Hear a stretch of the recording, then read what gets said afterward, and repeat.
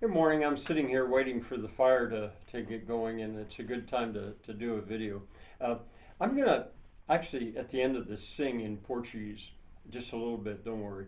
And I want to explain that on this channel, you're going to begin to hear a good bit about Catole de Rocha, the town which I got to learn to just call it Catole, where Joyce and I spent 3 years.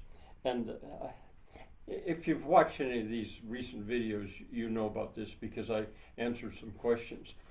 But Genaldo would like it if we spoke some Portuguese, which I'll do, and I think Joyce will too. Hard for us because it's been 50 years, it's been more than that. But we'll probably try to do it. But I do have something that I can say. A little story I want to tell you anyway. I'll tell you in English. When our third year, the cooperative built a building that they still use today. They built it with a $50,000 grant from USAID, from USAID. And boy, there was some money well spent. And Joyce and I went. Once it was established, it was designed, and the building was going to go on, we went on vacation 5 weeks. That's the time that she and I traveled up the Amazon, over the Andes, into Peru, came back by land from Peru, which I've described in detail. So we were gone. When we came back, the building was there. And for that last year, we didn't have such hard work to do because things were going real well.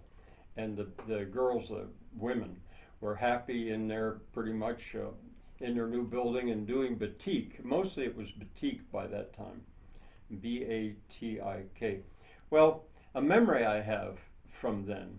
Well, let's see. I should also tell you that when we were there, when we got there, there was only one telephone in the town, city really, and there were no televisions at all.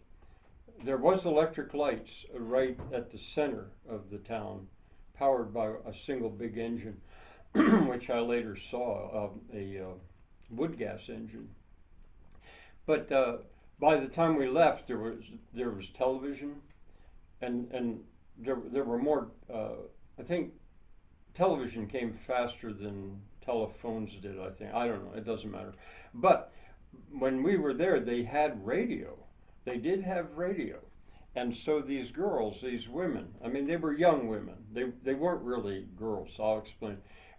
They would be working and they'd have a radio going and they'd be listening to the music. Now, Brazil has a gorgeous music. And if you have some idea of Brazilian music, you know what I mean. Bossa Nova got so popular, it came out of Brazil. Song Girl from Ipanema. You might know that one. And there's certain other ones that came to be real big hits worldwide. But in the Northeast, where we were, it was a different culture. That's music from the coast of Brazil and from the south of Brazil, from Rio de Janeiro, is the way you'd say that in English, Rio de Janeiro. And wonderful, wonderful music. Can't think of that other one that got so popular. But in the Northeast, it was folk music, really.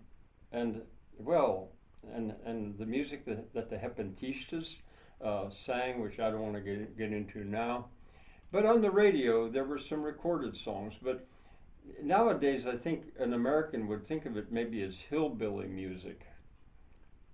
It's not really quite the same, but we would listen to the big hits that would come from the coast as well. We heard that music, but a lot of the times on the radio they played this folk music, and sometimes the women would sing along, just like sometimes in factories. I don't know if they do it anymore.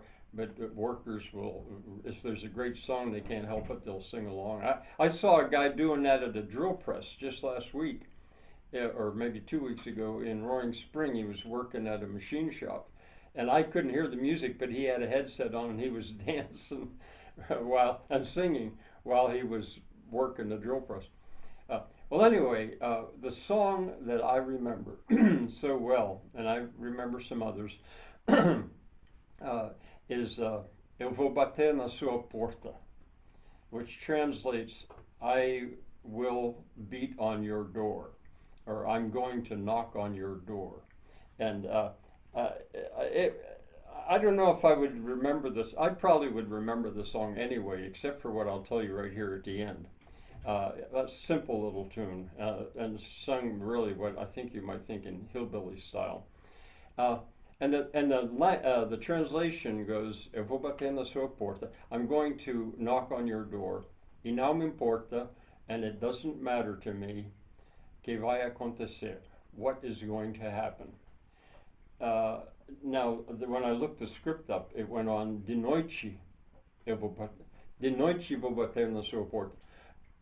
Tonight, I will beat on your door, and it doesn't matter, for everyone to see, para todo mundo ver, for the whole world to see. Now, I remember it being de tarde, not de noite. De noite means tonight. De tarde means this afternoon. And for some reason, maybe I just couldn't remember those words and I filled them in myself. I'll sing it de tarde because it's funnier, I think, especially with what happened with the girls. So anyway, here's the song. Eu vou bater na sua porta, na sua porta. Let me start again. Eu vou bater na sua porta e não me importa que vai acontecer. De tarde vou bater na sua porta, para todo mundo ver. I didn't sing it well, but anyway, that's the way the song went, and it ran enough that all these ladies who were basically of the folk. These were not city women. I mean, these were peasants really. They would all get singing it. Well, anyway, the women, for the most part, were young. Some of them, not a lot of them didn't have children yet. Some weren't married. There were some that had several children, but not very many of them. So there was a mix. But there weren't very many that were really young. But the youngest of them, I can't think of what her name was. Now, I'd probably remember if Joyce would say, she may remember who it was when I described this. She was a lively one. She wasn't very long out of high school, and she wasn't married, and she was just a lively one, and she was loud, and she was fun. People really liked it. Now and then there'd be fights break out among these women, or not outright fights, but they didn't always get along. But they sort of tolerated her, but she was so younger, she was so much different. But anyway, when they got singing that song, it dawned on this girl, I don't know what I should call her, give her some name, I won't, that if she changed one word in that song, it got very much funnier. I won't tell you what the word means in English, but you might be able to guess. But for those of you who are watching this in Brazil, in Catole, I'll tell you that the word begins with C and ends with G-A-R, 2 syllables. She started to sing it, and instead of saying bater, which is knock or beat, she sang this word. I don't know. I'm not going to sing it like that because that word's not exactly a nice word to say in Portuguese. But if you could imagine, and really why I'm telling you this is to give you a feel for the esprit de corps, the happiness of those women when they were working there at the beginning, and when I think of the older women, they wouldn't have sung that, but this girl, I'll call her a girl because she was pretty young, when she would sing that in her loud voice, she would laugh, and actually the whole group, they get laughing so hard, which is the reason probably that I remember the song now. It's online. I checked to see the the lyric, but I purposely didn't listen to it because it's probably been redone in other ways. This was in the year 1971, probably, probably 1971.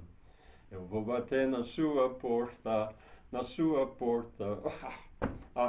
Eu vou bater na sua porta e não me importa que vai acontecer. De tarde vou bater na sua porta para todo mundo ver. Tchau.